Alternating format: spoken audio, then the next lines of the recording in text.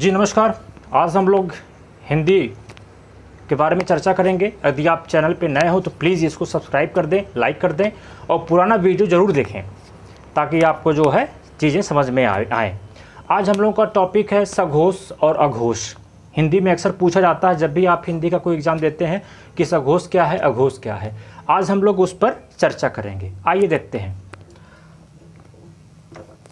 हमने कहा कि हमारे पास हिंदी में स्वर होते हैं और व्यंजन होते हैं, ठीक। अब इसी में से आपसे कहा गया कि सघोष क्या है, अघोष क्या है, ठीक। तो सघोष को हम लोग घोष भी कह देते हैं। किसी किसी पुस्तक में सघोष को घोष भी कहा जाता है। साथ ही उससे आप लोग कन्फ्यूजन मत रहिएगा, हमने यहाँ पे कन्फ्यूजन भी दूर कर दिया है। यह सघोष और घोष बोथ आर इक्वल, ओके। तो आपको एक फार्मूला याद करना है कि घोष क्या है, घोष या सघोष क्या है। आप कहेंगे 345 है, 3 4 5। हमने कहा सघोष क्या है, याद रखिएगा सघोष क्या है, आप कहेंगे 345। मैं बोलूँगा घोष क्या है, आप कहेंगे 345। साथ में य र ल व ह, य र ल व ह और प्लस सभी स्वर, यानी कि 345 प्लस य र ल व ह प्लस सभी स्वर। अब आपसे पूछा गया कि सघोष क्या है, तो आपने कहा कि 345 सभी स्वर और य र ल व ह। तो आइए हम लोग व्याख्या करते हैं कि 345 आखिर है क्या। तो इसके लिए हमने यहाँ पे कुछ वर्ड लिखे हैं। अब हम लोग देखिए, अगर हम लोग इस वर्ड को काउंटिंग करें तो कैसे होगा। 1 2 3 4 5, 1 2 3 4 5, 1 2 3 4 5, 1 2 3 4 5, 1 2 3 4 5, ओके। अब मैं बार बार आपसे कह रहा था कि सघोष का मतलब 345, तो ये 345 है। 345 यहाँ लिखा है, 345 यहाँ लिखा है, यानी कि ग घ ञ, ये आपका सघोष या घोष हो गया।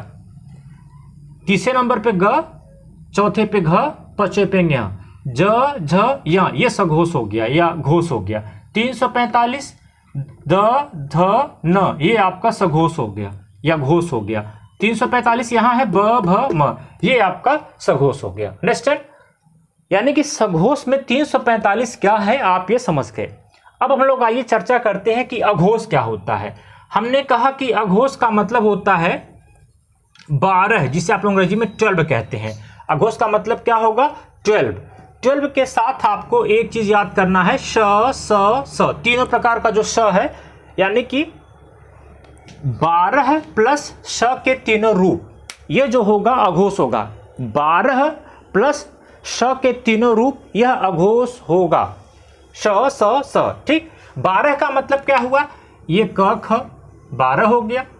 नंबर से अगर याद किया जाए, ये 60 ट्रिक है, 12 12 12 12, यानी कि क ख च छ ट ठ। आपको ऐसे याद नहीं करना पड़ेगा, आपने एग्जैक्टली आपको सिर्फ दो चीज याद करना है, 345 12, ओके। ये बहुत कठिन नहीं है आपके लिए याद करना, ठीक। तो 345 मतलब सघोष या घोष।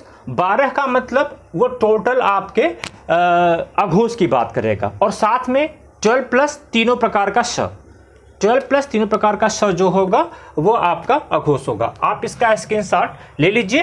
अब हम लोग चर्चा करेंगे प्राण और महाप्राण पर, यानी कि अल्प प्राण या महाप्राण ये होता क्या है। तो अल्प प्राण महाप्राण के लिए हम लोग क्या कह सकते हैं, एक वर्ड है, वर्ड के दो वर्ड को हम लोग एक प्रकार से और दे सकते हैं, अल्प प्राण और महाप्राण। महाप्राण का मतलब होता है कि हकार जैसी ध्वनि, जैसे ह बोलते हैं तो हमारी ज़्यादा सांस बाहर आती है, तो ऐसी जितने भी ध्वनि होती हैं वो महाप्राण, मतलब जिसमें बोलने में समय लगे, ह। फिर इसका एक फार्मूला है 24। महाप्राण हकार जैसी ध्वनि कहाँ हो सकती हैं, आप कहेंगे कि 24 में हो सकता है। जितने भी 24 होंगे उस सब में महाप्राण होगा। तो प्रश्न उठता है अल्प प्राण कहाँ होगा? आप कहेंगे यहाँ पर हकार जैसी ध्वनि नहीं होगी। हकार जब भी कहा जाए तो उसका तात्पर्य यह होता है कि ह बोलने जैसे मिलने वाला वर्ण, जिस तरह से हम लोग ह बोलते हैं उससे मिलने वाला जितने भी वर्ण बोले जाते हैं वो हकार होते हैं। तो यहाँ पर हकार ध्वनि नहीं होगा और 135 जो होगा वो आपका अल्प प्राण, यानी कि 24 प्लस समस्त उष्ण वर्ण। उष्ण वर्ण मतलब होता है श श स ह, जो होता है जो तीनों टाइप का स और ह, ये हमेशा उष्ण वर्ण होता है। 3 टाइप का स का मतलब अभी चर्चा किया गया है। अल्प प्राण 135, महाप्राण 24। आइए देखते हैं यहाँ कैसे हम लोग पहचानेंगे, क्योंकि याद कुछ चीज कंपटीशन में सब चीज़ें याद नहीं की जाती हैं। हम लोग लिखते हैं 1 2 3 4 5, 1 2 3 4 5। हमने कहा 135। 135 का मतलब क्या? 135 का मतलब हो गया क, यहाँ देखिए ग, और यहाँ देखिए ञ, यह 135 है। 24 का मतलब ख और घ। ख और घ क्या है? 24 है। 24 यानी कि ख और घ क्या हो गए? आपके महाप्राण हो गए। और 135 क ग ञ, ये आपका अल्प प्राण हो गया। क्लियर? इसको एक एग्जांपल से हम लोग और देखेंगे। यहां आते हैं, ये च है, च 1 नंबर पे है, 2 3 4 5। ठीक, हमने कहा कि 24 जो है आपका, यह आपका महाप्राण है। 24 मतलब छ और झ, ये हम जब भी आप छ बोलेंगे सांस आपकी ज्यादा बाहर आएगी, झ बोलेंगे सांस ज्यादा बाहर आएगी, ह बोलेंगे सांस ज्यादा बाहर आएगी, यानी कि छ और झ क्या है? ये हकार है। 24 हो गया ये। अब आपका च को देखते हैं। च, यहां मैं इसको यहां रेड पेन से कर रहा हूं। च 1 नंबर पर है, 3 नंबर पर ज, 5 नंबर पर य। इसको बोलने में हमारी सांस बाहर ज्यादा नहीं आती। जैसे च ज य, इसको बोलने में हमारी सांस क्या है? बाहर नहीं आती है। इस प्रकार से एक एग्जाम्पल के द्वारा हम लोग और देखते हैं।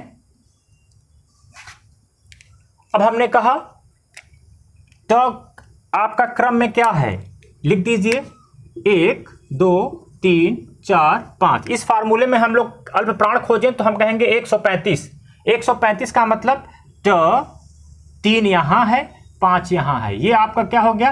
अल्प प्राण हो गया, अल्प प्राण। अब महाप्राण खोजना है तो आप कहेंगे, इसको मैं लाल रंग से दिखा रहा हूं, आप कहेंगे 2 और 24, क्योंकि महाप्राण को क्या कहा गया है? 24, यानी कि 2 और 4, यह आपका क्या हो गया? महाप्राण है। मुझे उम्मीद है कि आप लोगों को अल्प प्राण, महाप्राण, सघोष, अघोष समझ में आया होगा और आशा करता हूं कि आप लोग चैनल को सब्सक्राइब करेंगे। आपसे रिक्वेस्ट है कि आप सब्सक्राइब करिए, लिंक अपने मित्रों को शेयर करिए। धन्यवाद।